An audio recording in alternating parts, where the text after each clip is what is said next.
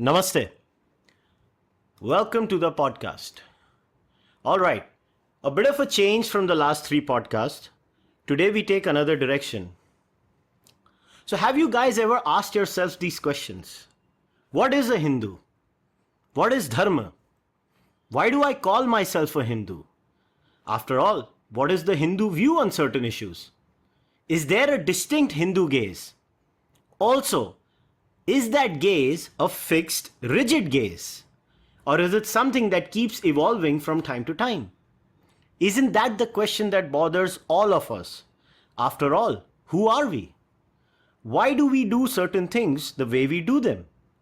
There are far too many questions that are left unanswered in this constantly evolving and ever changing world of ours. Are we a karma centric society or are we a God obsessed society? Are Western values universal? If not, does that make someone who questions them a moral relativist? So, my guest today actually does try to answer some of these questions in his own way via his writing online. So, it is my absolute pleasure to have Nithin Sridhar on the podcast. Hey Nithin, how are you? Hi Kushal, I am doing good. How are you? I'm doing good. So, Nitin, so first of all, I would request you to tell the listeners a bit about your background, what do you do, and what you're currently involved in, any kind of projects. Yeah, I'm editor of India Facts, the popular online portal on Indology. But basically, by academic training, I am a civil engineer, and I was in construction field between 2010 and 2015. But since I always loved writing and my areas of interest included Vedanta, Dharma, and ecology and social issues, etc., religion, philosophy, I shifted from civil engineering to journalism 2 years back in 2015. And since last year, I am with India Facts. Okay, so now can you tell us a bit more about India Facts, the portal? So, what was the basic focus of India Facts? What got people, who started it, and what does India Facts specifically look at? India Facts was started in 2013, and the basic focus of our portal is to provide a dharmic narrative to the whole Indological issue. We focus on Indology. By Indology, I mean Indian history, culture, tradition, and philosophy, etc. And but we also our focus also includes current political and some religious developments. Especially, our focus includes on the Breaking India forces and how these their activities are going on. Our focus is also on cross civilization and narrative, comparing how, Indic traditions with Western Semitic traditions and global narratives on Hindu Dharma. And there is a lot of focus. In fact, recently we have also started publishing in Indian languages, including Sanskrit, Hindi, Tamil, Telugu, Kannada, etc., so that to reach more and more people, those who are not well versed in English as well. Okay, that's good to hear that you guys have started, publishing in regional languages because I feel when it comes to reading, especially the readership content, I even in the print media, I think it's far more in Hindi and regional language newspapers than English, right? Yes, but the reach of Hindi is much more, and in every state, the regional languages have a wider reach. That is true, but the thing is, we cannot at this point of time we cannot make away with English language because the English language media and academia they have kind of a hold on the entire narrative. So, because of the disproportionate hold of the English language medium on the powers that are responsible for running things in India, even India Facts is kind of forced to deal in English. And we are also kind of forced to speak in English on this podcast. Yes, exactly. So, okay, now, Nitin, I want to first talk about your book, Random Musings on Hinduism. By the way, guys, I'm going to leave the link for Nitin's book in the description of the podcast.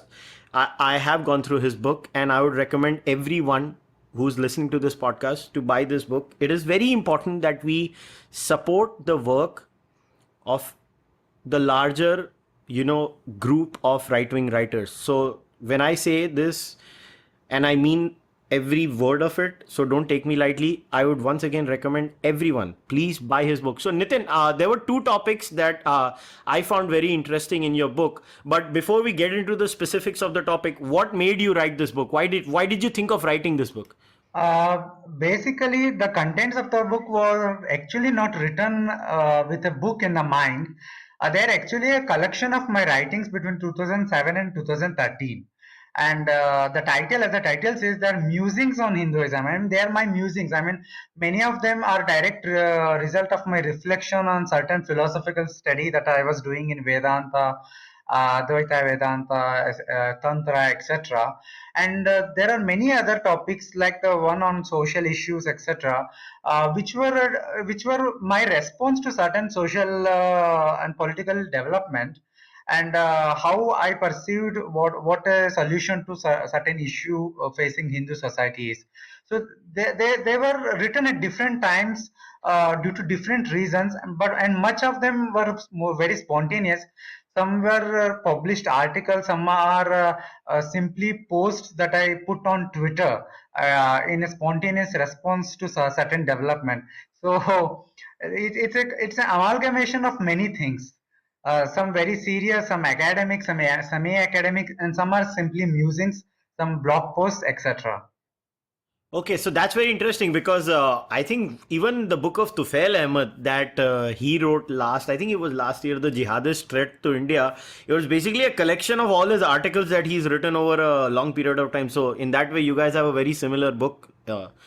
So, very interesting. So, now out of your book, the one topic that I first want to address is the chapter on sex and Hinduism. So, can you elaborate a bit on that chapter for the listeners? Yes, I mean this chapter, specifically, this is a very interesting story behind it. The first version of this was written very long back, I think maybe 10 years or so back. It was simply titled Sex and Hinduism. And after a few years, I think 4 5 years back, I actually revised it and enlarged it. So with the title Sex and Hinduism Revisited. So you will see this revised title itself in my book. The basic purpose, my idea behind the book was the basic reason was I have been reading certain Western authors, the modern narrative about how Hinduism is portrayed. On the one hand, it is portrayed as pornography in certain Western authors like Wendy Doniger, Jeffrey Kripal, etc. And in the other hand, the Hindu response, especially the society, how the current society treats the issue of sex, is more like a taboo. It is a subject that should not be talked openly. It's something that is to be hush-hushed, right? So, Yeah. what I found in my own study of Hinduism is quite contrast to these both extreme views, and that is what I have tried to highlight in this chapter.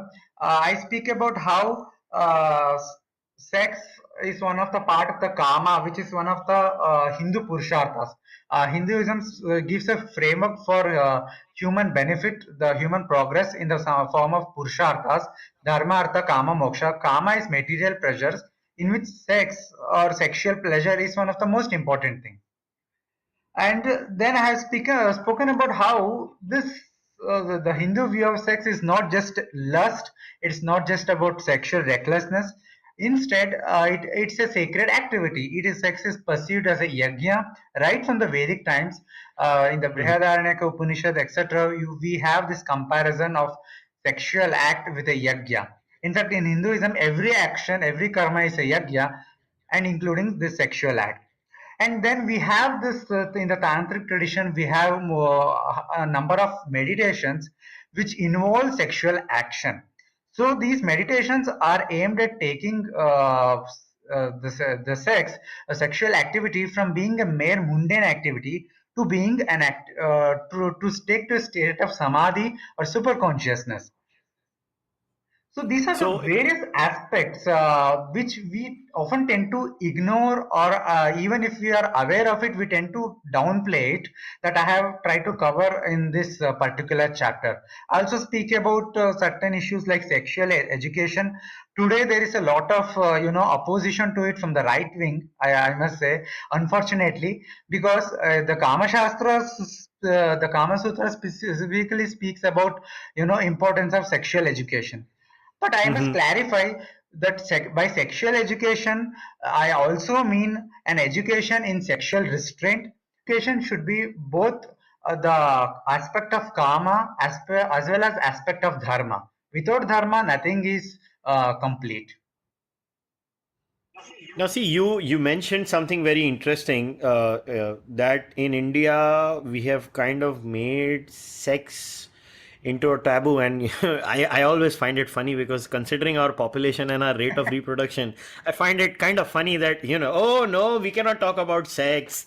I mean, what the hell is the country doing? Half of the time they are doing only having sex with the kind of population explosion we have. But why do you think, where has this change happened? Because another interesting thing that I can connect this to is, nowadays there is this program that comes on TV, How Sex Changed the World, at 12 o'clock on, I think it's History Channel or something. And in that, they have this whole thing dedicated to Kama Sutra. So here is the West coming to India. I'm not saying which gaze they are looking at, but they are fascinated by this ancient culture that was, in a way, finding sacredness in sex. Now, why do you think have we changed? What changed, according to you, I, that it has taken a U-turn in I India? think the much of our present society's perception of sex is, is guided by colonial education, and I think that there 1,000 years Islamic subjugation had also a part to play in it. But mostly it is the Victorian notions that we have imbibed in our society, and which we call today, we give it a name of our culture, but it's not our culture. It's a Victorian worldview which we have imbibed and interiorized. But of course, I must make a clarification here that the sexual liberality in our tradition, in the Kama Sutras, in the Kama Shastras, etc., it was never translated into recklessness, because we have to understand the tradition of sex, the tradition of Sutra, etc., along with tradition of Dharma Shastras, because the Mm-hmm. one without the other is incomplete. In fact, the Vatsayana's Kama Sutra itself, in the very first chapter, places his book in this framework of Purushartha. Speaks about Dharma, and then he speaks about Kama. So I think some of the current narrative, the counter narrative that is being produced about, which speaks about Khajuraho, which speaks about Kama Sutra, is also kind of doing an injustice, because it is trying to justify sexual recklessness, which was never present in the Indian tradition as such. So the Indian tradition was always about maintaining a balance between dharma, artha, kama, and eventually you will lead to moksha. Yes. Now, so another funny thing about our culture is, so the Victorians had their Victorian value. They kind of transferred the Victorian values to us.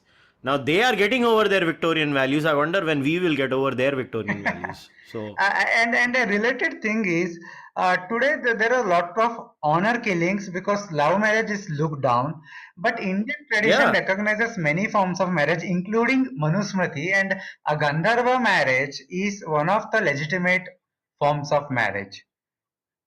Yeah, because I remember even in the Arthashastra, Chanakya or Kautilya has, the Anulom and Pratilom marriage structure, where different kinds of marriages, even in the Varna Jati matrix, they have kind of classified them. So there was no such thing that you can't marry this. It was like, you can marry this, you can marry this, you can marry this, you can marry this, and there are different structures in that, and they were classified like as Anulom and Pratilom. So it was kind of interesting. Now, another part of your book. Now let us take it to the next stage, where you talk about the need of a Hindu narrative. Now, why do you think we need a distinct Hindu narrative? And first of all, what is wrong with our narrative according to you? And how will we replace it with a counter Hindu narrative? Well, what is wrong is we do not have any narrative today. I think, as Rajiv Malhotra also keeps saying in his talks, in his books, that there is a urgent need of grand Indian narrative. But before that grand Indian narrative comes, we need to have at least some kind of a Hindu narrative as well, because Hindu is though a foreign origin term. We call our tradition as Sanatan Dharma, and this Sanatan Dharma is at the very essence of India. In the word, to put in the words of Sri Aurobindo, India is Sanatan Dharma, and India's sole purpose is the expression or manifestation of Sanatan Dharma. And what is this Dharma? Dharma means that which upholds. It upholds entire universe. So what does it mean in the practical term?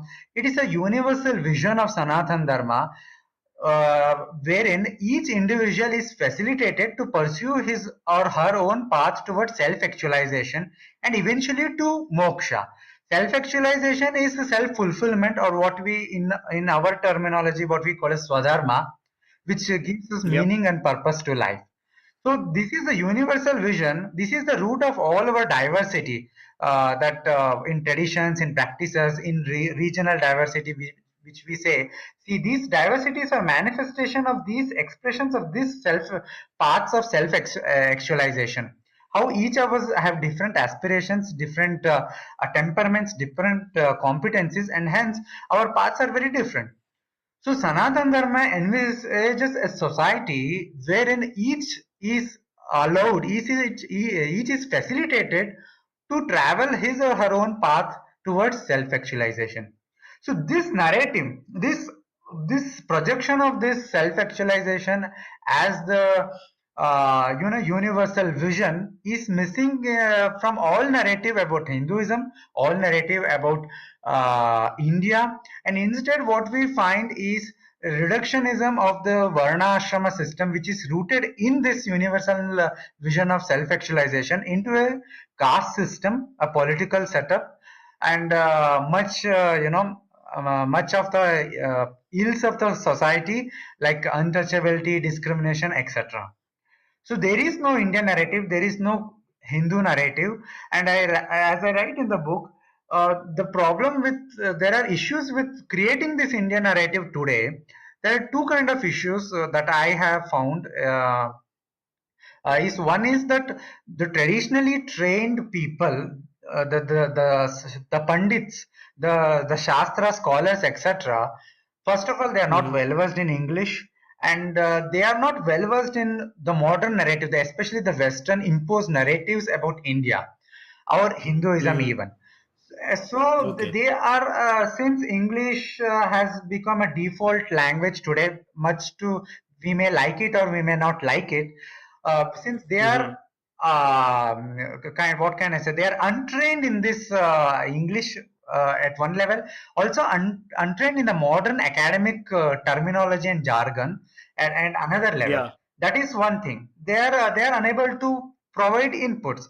And the another aspect of this is those who are trained in Western philosophy, even Indian philosophy, in the Western, the modern methodology of academic work, they are not rooted enough in Indian tradition. They are not rooted or knowledgeable in Indian tradition. Of course, we have scholars who are trying to bridge this gap. There are a lot of names I can take here, uh, including Kapil Kapoor, even Raju Malhotra, even David Shrawley. There are many others. In my own small way, I am also trying to do that same work. But this is, I think, a kind of a platform where the support for indigenous systems have to be, the indigenous education have to be revived, and and there should be some kind of interaction between the indigenous systems as well as the modern academic setup. There should be something to be done in all aspects of the issue. Yeah, see, here's the thing. Now, while I agree with you, my complaint with the Hindu side is always been very standard. Yeah, what we have on the Hindu side is a lot of whining. And I mean this. I constant whining all the time. There are very few people who try to get out of their comfort zone. I mean, you've mentioned Rajiv Malhotra. I have been someone who's been, closely associated with Rajiv ji for a while now. I'm one of the few people who has probably distributed out of his own pocket the highest number of copies of Being Different. But the point is, you'll have one Sitaram Goel here, one Ram Swaroop there, one David Frawley here. There is no institutionalized way. Now I'm glad Rajiv ji has started the Swadeshi Indology conference, and I have read quite a few papers out of the Swadeshi Indology conference also. But again, there is this constant problem on the Hindu side, and you cannot blame the other side all the time. We have to share some of the blame too. The Hindu side does not have, in my view, enough rigor, because most of what the traditional Hindu side does is they either go for the hard sciences and then they go into making money, and then that's where I, it's stuck. I think I would like to just point one thing. When say traditional Hindus or traditional Panditas, they are completely rigorous. They are rigorous. The thing is, you do not get to read their works. That is all. See, the thing is, there is a disconnect between the traditional scholars. When I say speak about traditional scholars, what I have in mind is Veda Panditas, Shastra Panditas, the scholars of Tarka Shastra, Yoga Shastra, Vedanta, Mhm. etc. The firstly, there is absolutely almost zero support from the government, or even hardly any support from the private individuals for the continuation of these indigenous knowledge systems, be it Veda, Vedanta, Sankhya, Yoga, etc. Because these are Okay. living traditions. These are not just philosophies to be read in a book or written books about. These are all living traditions. But there is Yep. hardly little support. Whatever support is there from the traditional matas, there are some support from Shankara matas, from Tirupati, Tirumala, and there are supports. Things are improving, yes, but the ground situation is very bad. But I agree that whining does no help. In the internet, lot of people whine, but it is of no help. But the aspect what I am disagreeing is, there are a lot of people with rigor actually, but the thing is, there is no institutional support for them on one hand, and many people do not even know about them. So that they go in hand. And I think this Swadeshi Indology Conference is a good initiative towards that direction. That lot of more platform is being given to traditional scholars as well. Yeah, I thought I read the papers also. Some of the papers were really good. I did not enjoy reading all the 13 papers of the first conference, but I distinctly remember four or five papers out of it. It was fantastic. It was a lot of fun to read, and it kind of exposed the scholarship of Sheldon Pollock threadbare. So it was quite interesting. Now, okay, now I want to continue this topic of the distinct Hindu narrative. So when we say a distinct Hindu narrative, obviously there are specific subjects that would need specific answers. Now, in that, nowadays a lot of this, discussion is in the air. Something to do with the Shabrimala issue, also the Haji Ali issue, and everything has become a big khichdi. So now, what is the distinct dharmic view on menstruation? Okay. Um, Menstruation as a distinct issue is one issue, and the other aspect is the Shabrimala issue, which is partly related to menstruation. And I will speak both of them, but I will first take up the issue of menstruation. In fact, in 2015, this when this Shabrimala issue, came to fore, and there were a lot of discussions and debates. As a result of that discussion, I started my research into this topic of menstruation. What does our Hindu Shastra speak about menstruation? What does our Hindu traditions? There are a lot of indigenous traditions, lot of cultures and practices. What does it speak about menstruation? Because I felt this is one of the very core issue, because many of us may have seen in our houses or in our families certain restrictions being placed on women when they are menstruating, like not entering the kitchen, not participating in pujas or entering the temples, etc. So I started investigating. I read a lot of shastras, Dharma shastras, smritis, and then read some papers, books, etc. To put it in summary, there is lot of confusion related menstruation, and this is also fueled by the half knowledge, ignorance, and also a biased perspective and influence of course materialism, colonial education, etc. I have simply named every other thing that is there. But to come to the core of the issue, how does Hinduism or how does Sanatana Dharma perceive menstruation?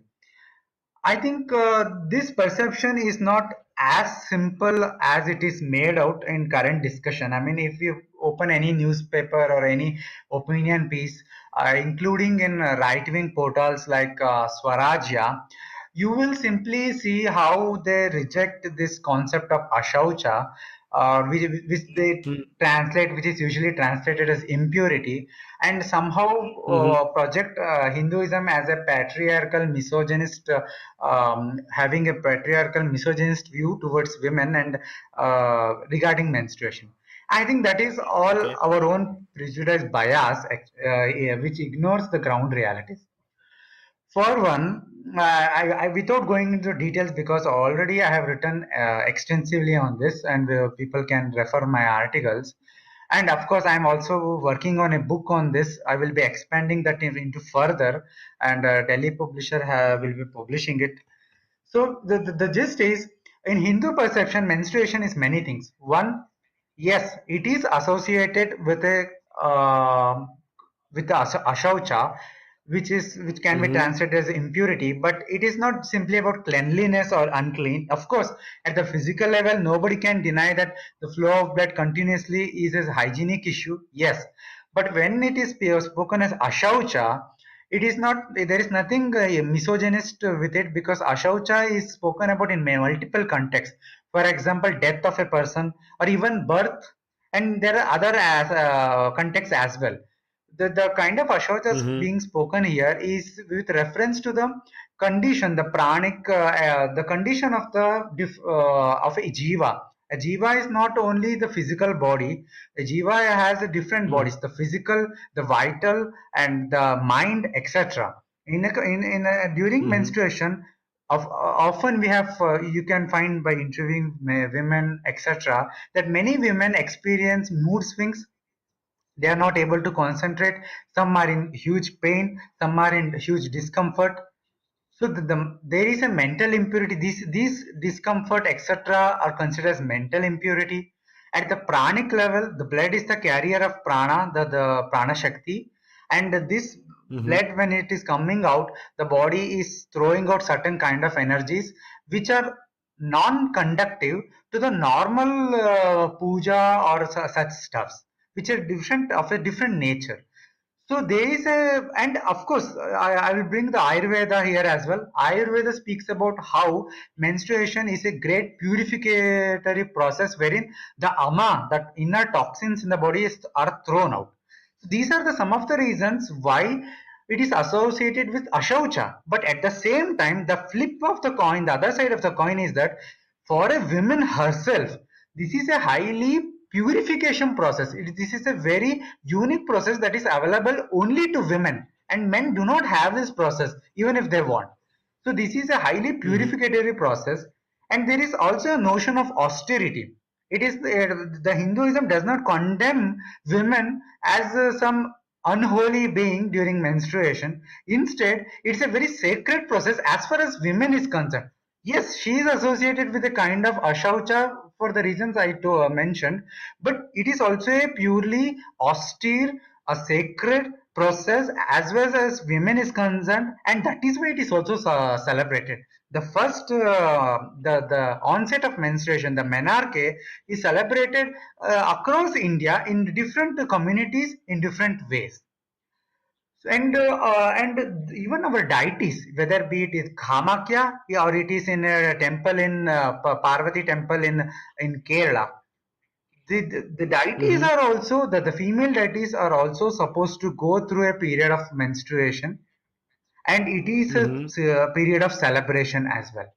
So it is a very complicated view, and yes, one point I want to highlight here is, firstly, some of the restrictions that that is traditionally passed down, like the kind of food that is to be taken, the very light food, and the food that is very easy to digest, and one should Mm-hmm. does not sleep on the bed, but instead on the floor, or on a kusha grass mat. And there are certain things like not speaking much, not listening to loud sound, taking rest. These are the injunctions from the Ayurvedic text, the medical text, wherein so there is a concept of Rajaswala Paricharya, lifestyle for a menstruating women. These regimens are supposed to protect the health of the mother, protect the health of the women. So these are not regressive, lifestyle practices. These are all not supposed, their goal is not to restrict or to oppress women. Instead, they are to make life of a woman better. In fact, there is at least one scientific study which I have quoted in my article, wherein a group of girls with certain menstrual issues like cramps and other things were scientifically studied over 6 months period, wherein they were asked to practice the tenets of Rajaswala Paricharya. And at the end of the 6 months, there was positive improvement, and there was relief from almost all the menstruation related biological issues, cramps, etc., the problems they were facing. So these are almost completely missed in all the debates, all the discussions on Hindu view of menstruation. And as far as the temple entry is concerned, because this is important, because this is bearing to the Sabrimala issue as well. As I said, Mm-hmm. menstruation is related to, is associated with the pranic energy, the throwing out of certain excess energy from the body. So these excess Mm-hmm. energy are of a different kind. And what is what is a religious, the concept of what is the concept of puja in Hinduism? The concept of going to temple or performing yajna, havana, or a puja, it's a completely different from the concept of worship in Abrahamic religions, for example. Here, a Mm-hmm. deity is the essence of the deity, the energy associated with the deity is invoked in an idol, invoked in a fire or in a place, Mm-hmm. and then the worship is offered to it. What is the worship? Worship, the purpose of the worship is to harness that essence, harness that energy. Mm-hmm. So there is a energy present in a temple or in a place where the puja or havan is going on. The kind of energy of a menstruating woman is of a very different nature. And this energy, there will be a mix up of this energy between the energy of the deity and of the menstruating women. And this interplay of energy is neither good for the women who go there, the menstruating women, and it will also, because it creates imbalance in the energy of the temple or something, if done repeatedly, it is advised against. So this is not that there is the god or deities will be harmed by that. Of course, they are not harmed because they are beyond all those things. But the presence of the deity, the energy of the deity which is present there, there will be an imbalance in it. Why do we go to temples? To harness that energy. If there is an imbalance in that energy, then we will not be able to harness that energy. Every day worship, every day puja is offered to a deity in a temple, for example, to Mm-hmm. to reinforce that energy which is in the idol, which is the energy of the deity. So that, because every day whenever people go to have a darshana, the concept of darshana is such that when we see the deity, when we meditate on the deity, we are also absorbing the essence and the energy of the deity. So there is a reduction in that energy, which is reinforced every Mm-hmm. day through puja, abhisheka, etc., archana, etc. Right? Okay. So Okay. Now, coming to the okay. Sorry. Go Shabarimala ahead. Go ahead. thing, because you Hmm. asked me about Shabarimala, here the case Mm-hmm. is not simply about menstruation at all. The deity of Shabarimala, see, there are a lot of Ayappa Swami temples Except for the one in Shabarimala, there is no restriction on of any kind on the kind of deities who can enter the temple and have a darshana. Only in Okay. Shabarimala, there is a restriction between. There is not a blanket restriction. The restriction is only between women of ages, I think, 10 and 50. That is in the when they are in their fertile time. That is when they are menstruating. When they between their menarche and menopause. So why the Mm-hmm. restriction is because one, the deity which is there is a Naishtika Brahmacharya. The form of the deity is Naishtika Brahmacharya. That is the kind of energy which is in the temple promotes Brahmacharya. So Okay. that is why the people who have to visit there, they practice Brahmacharya for 41 days, etc. before going there. So what will Mm-hmm. happen when menstruating women go there? Even when they are not menstruating, even when they are not on their periods, but they are in their fertile period. What happens when they go there? There are two things. One, the this brahmacharya energy which is in the temple, it will have a effect on their bodies. If they keep, maybe this there may not be visible effect in a single visit for a half an hour or 10 minutes, but repeated visits may have long-standing effects which may not be visible to our naked eye, because even if they are visible, we may not be able to correlate, because here I will again bring the Ayurvedic concept of tridoshas, the vata, pitta and kapha. These are the tridoshas. These play a very important role in the biology of any person, and these Mm-hmm. tridoshas affected by the external energy. So these brahmacharya kind of brahmacharya energy in the temple may affect the nature of women, because it is the women alone who can be mothers. Men can be fathers, they cannot be mothers.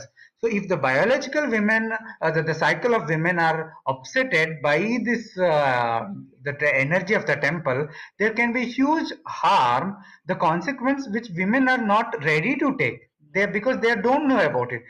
Because of such considerations, the tradition was placed that they should not enter. And there is other aspect as well, that I spoke about, how the energy of the temple itself, there may be imbalance if a menstruating women enter during their periods.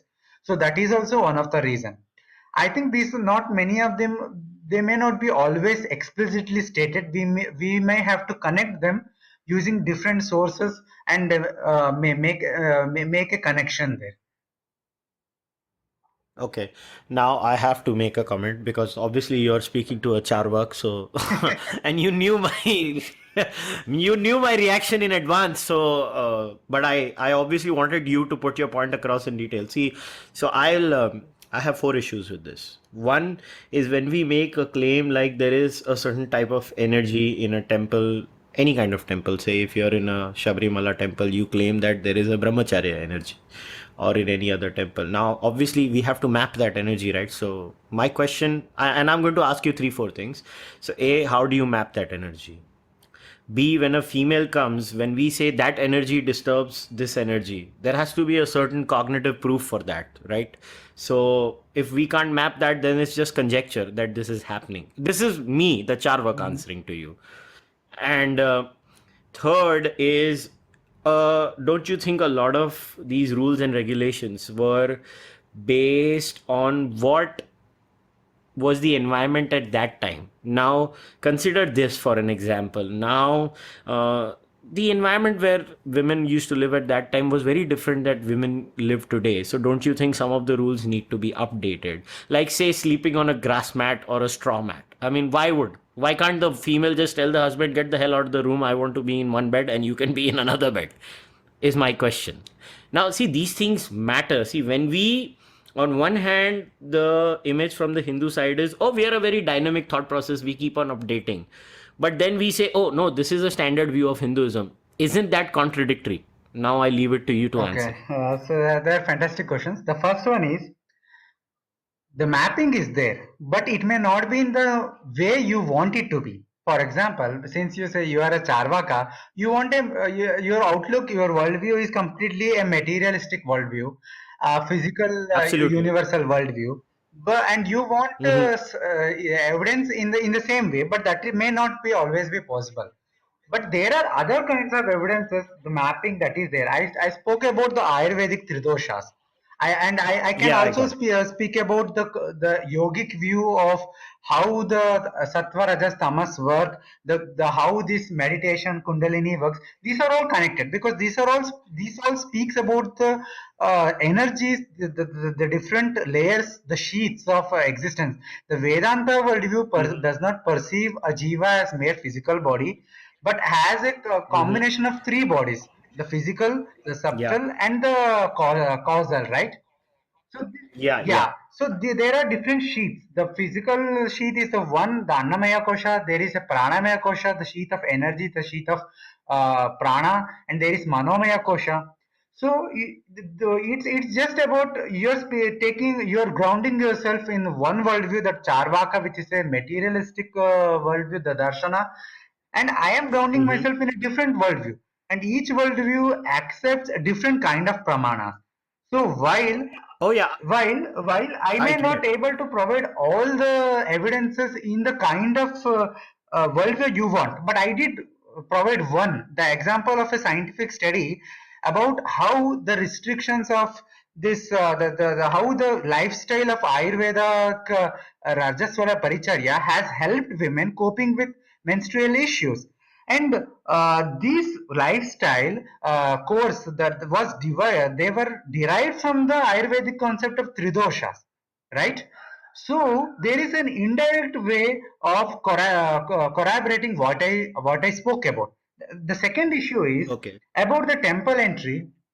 uh, you spoke about why these things are there. The thing is, we whether temple there is a energy or not. You of course there is energy. There is a way to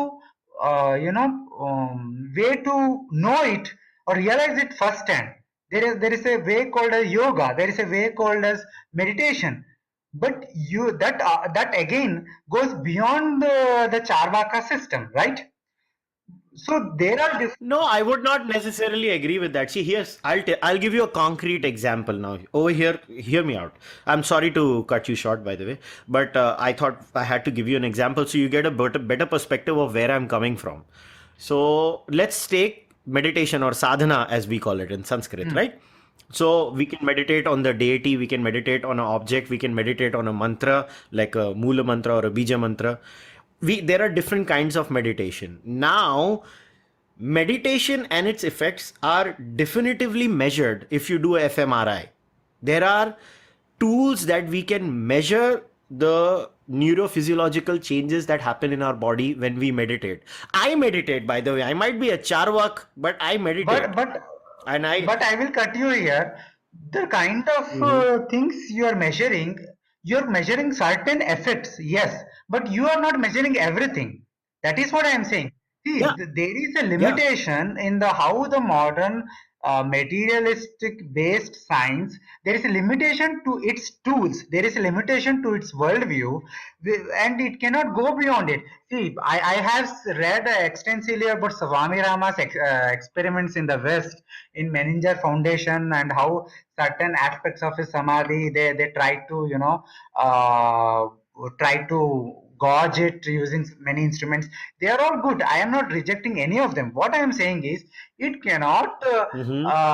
it cannot definitely it cannot exactly map everything that I am saying. See, yoga speaks about sattva, rajas, tamas. It speaks about kundalini energy. It speaks about how different chakras are there, and these are something you can verify firsthand by meditation. But you cannot verify it using physical instruments. So that is the same here. Hmm. You cannot verify whether a energy is there in a temple or not by using physical instruments, right? But yes, Hmm. there can be a direct first-hand verification in some way. For example, there are certain very old temples.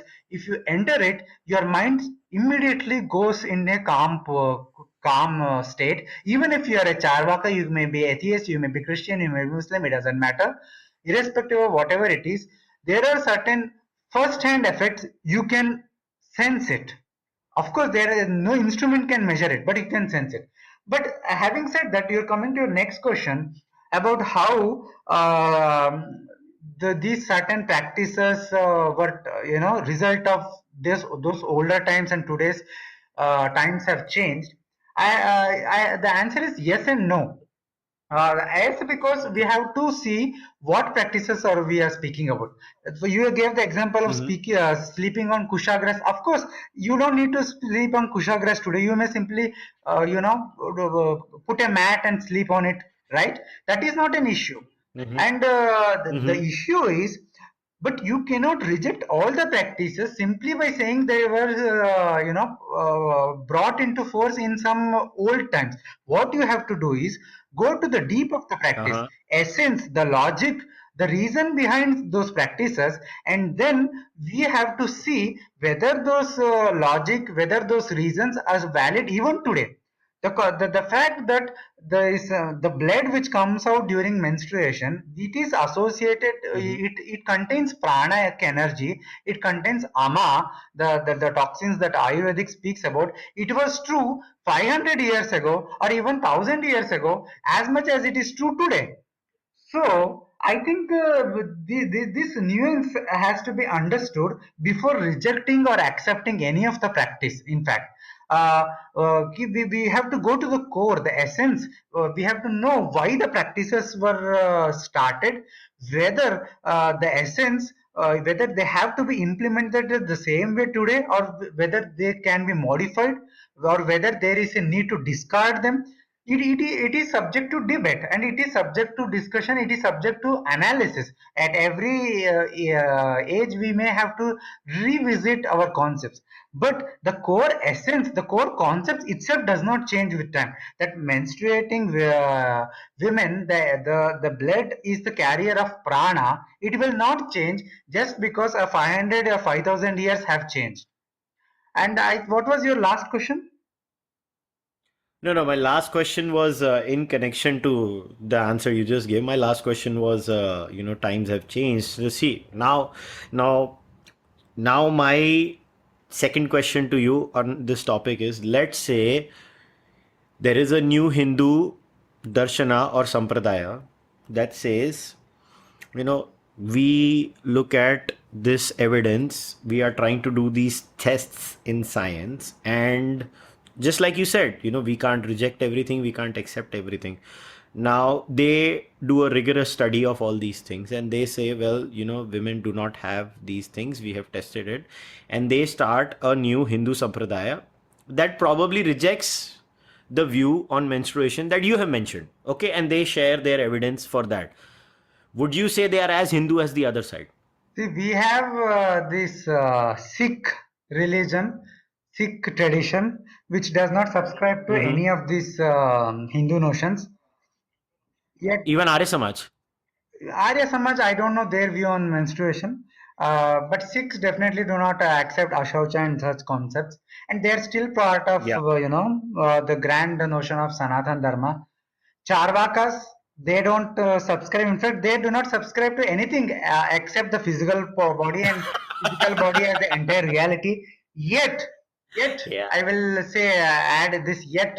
I think it was Madhusudana Saraswati who, in his Sarva Vedanta Darshan, sorry, Sarva, what was the name of the book? I forgot the name. Sarva Darshana something. Sarva Darshana. Sarva Darshana Sangraha. Yes, Sarvadarshana Sangraha.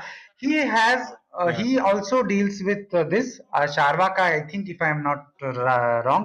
This Hmm. Cārvāka, Buddha, and Jaina, they have been termed as what? Nastika. Yet they are Nastika Yeah. Darshana, nevertheless. So Hmm. this is a status which is unavailable, I must add, for Christianity, Islam, or any other Semitic religions. So this must clearly answer your question that in the Sanatana worldview, the whole worldview, Charvaka has a place. It is a place. There is a place for it, yes, but whatever you are saying, the tools, the rigor, if they are rooted in the physical worldview, if their tools are limited to physical universe, the physical body, like the modern, some of the modern scientific theories which speaks that there is no mind, the whatever mind is there, it is rooted in, you know, the brain activities. These yeah, Mm-hmm. these ultimately end the argument in the physical body, physical outlook. Whatever evidence they may give, they will not negate the yogic knowledge, they will not negate the Vedantic worldview, because the kind of pramanas accepted in physical universe, the physical sciences are very limited, Mm-hmm. and they do not apply to yogic science or yogic shastras. The shastra is the term, right? The Vedanta shastra, yoga shastra, or even tantra shastra. Mm-hmm. Now, see, this is, I have to add a comment to this whole conversation we just had, and this is for the listeners. See what just happened. Di- for the last 40 minutes, two Hindus from two distinct darshanas have had a civilized conversation without issuing any fatwa against each other, without threatening to kill each other, without saying my sentiments are hurt. This is what I wanted to showcase via this and I'm really grateful to you, Nitin, by the way, because unfortunately a lot of what gets presented as Sanatan Dharma or Hinduism or whatever is just a shouting match. Now, here are two people. I am a distinctly different individual than you are, but we were able to have this conversation, and the listeners need to realize the value of this. This is, if somebody asks you, what is Hinduism? My only answer would be, this is Hinduism. This is what it has given us. And as you know, we have touched the 51-minute mark. So we had at least ten more topics to cover, but we covered, we could just cover one. So first of all, I'm going to put you on the spot and you have to come on another podcast. We have too many other topics to discuss. First of all, that's so I'm sure you're up for it, Yes, right? definitely. We may have one, two, or three more, howsoever you want. Yeah, and I'm really grateful to you, man, because when we had our telephonic conversation too, my whole angle to do this was I literally wanted to showcase to the larger online audience that this is how you have a discussion. This is how two civilized people, deeply rooted in their own darshanas, can talk to each other. And I hope the Twitter discourse, where the chances are very low, the Twitter discourse also becomes something like this. Twitter does not have So time for Nitin, discourse.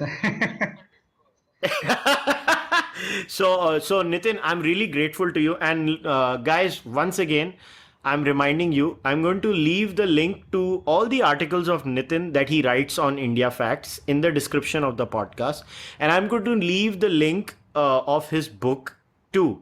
Please buy his book. This the Musings on Hinduism that Nitin has written is a must read, because if you read that, you get an exposure to what A type of Hindu view is, and maybe one day I will write the B type of Hindu view on Hinduism too.